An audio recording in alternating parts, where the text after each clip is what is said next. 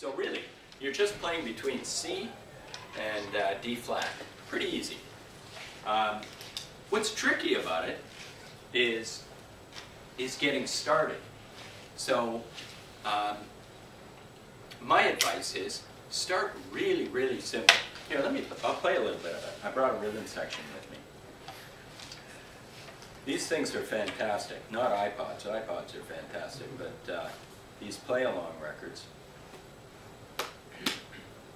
because Hal Leonard has a series of them now that has super cool rhythm sections, like really top people playing on them. Hal Leonard? Yeah. And there's everything you can imagine. I brought several to sample here today. So what you're going to hear is the bass intro and then the melody. And basically the piano is playing the melody. And it's just two notes. Clarinet players, are you guys okay transposing this? Not that tough. It's four notes. I've played this before. This may sound familiar.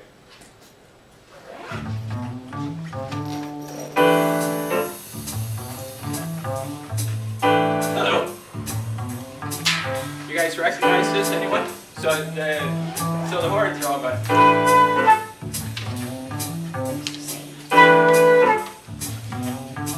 Go ahead and play it.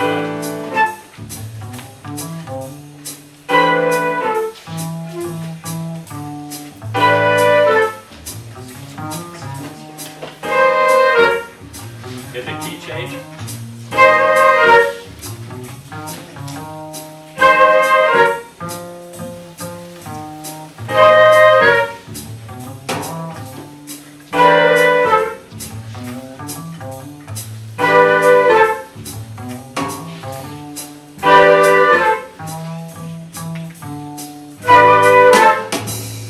And this is the part where you start blowing your brains out. But rather than blow your brains out, pick some notes and just fool around a little.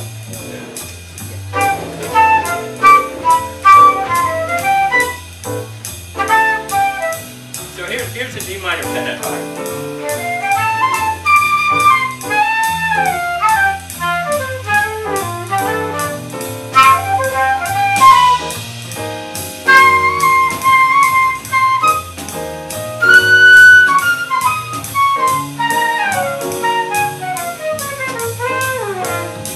I'm just playing a D flat scale, right?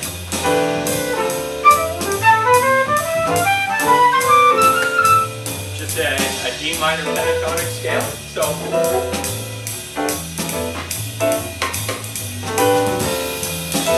who wants to try playing a little?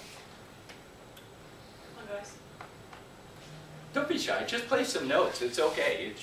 You can't go wrong. Just play white notes and then play all the black notes when the key changes, and you'll be good. Well, you know, imagine you have a piano.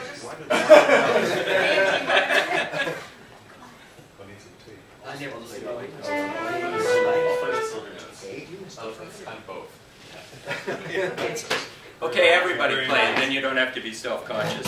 All right. I'm not going to tell you where you are.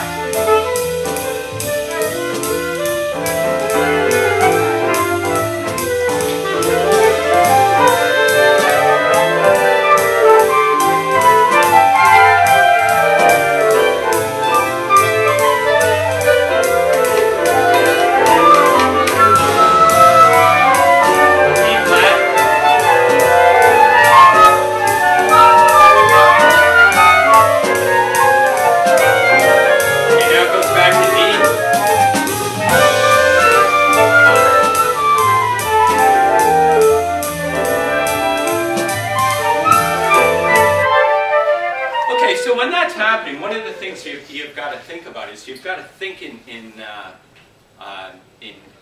2 and 4 and 8 bar phrases, and then you think, well, how do I know when, like, there's a lot of D minor before that E flat chord comes around? How do I know when it's coming?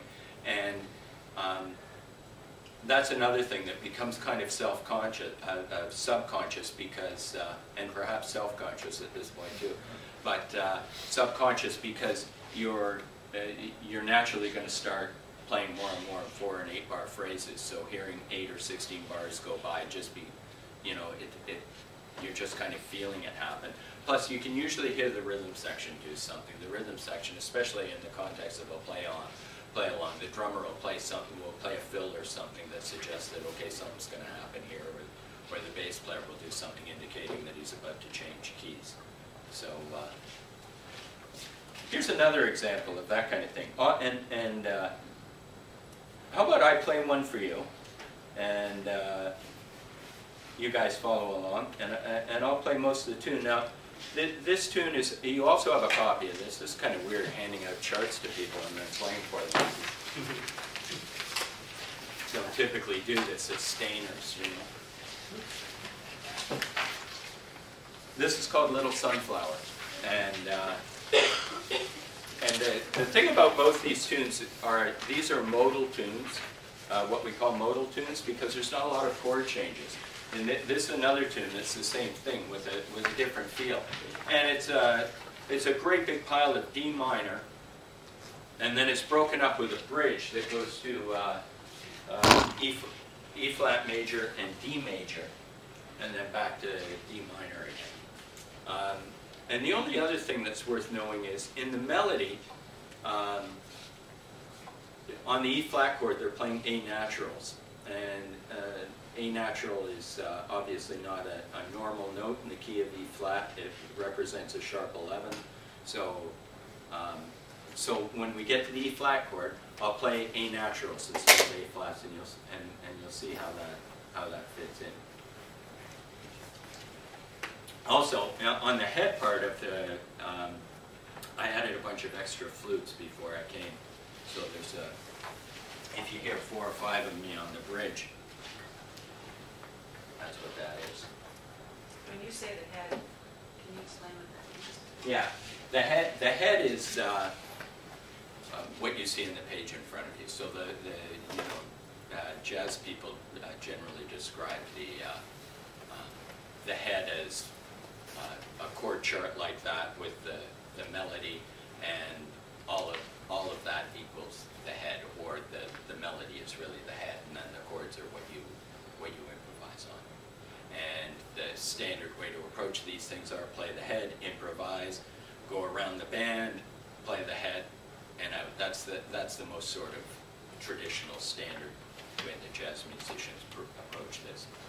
And it's like that in other forms of music too. For the clarinet players, by the way, are you guys familiar with choro music? No.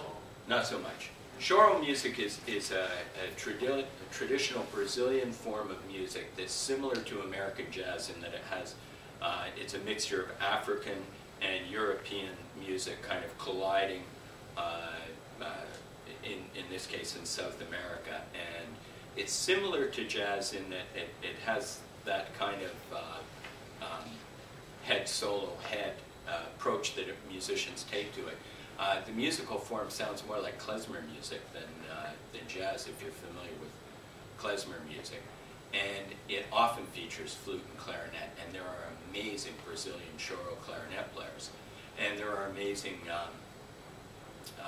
American choro clarinet players, and specifically a woman named Annette Cohen, who's a sensational jazz musician from Israel, who's based in New York now. And she plays clarinet and saxophone, but has really made clarinet her specialty. And I've given you the details in my recommended listening thing. You should go to wherever you go to find music and look up the choro ensemble featuring Annette Cohen. And if you dig that, then she's also got an album called Clarinet Works, which is all, it was recorded for the 100th anniversary of Benny Goodman's birth in the Village Vanguard, New York. And it's stuff like Sweet Georgia Brown, but played with a really hip rhythm section, lots of chromaticism, and amazing clarinet playing. So there you go, something for the clarinet player.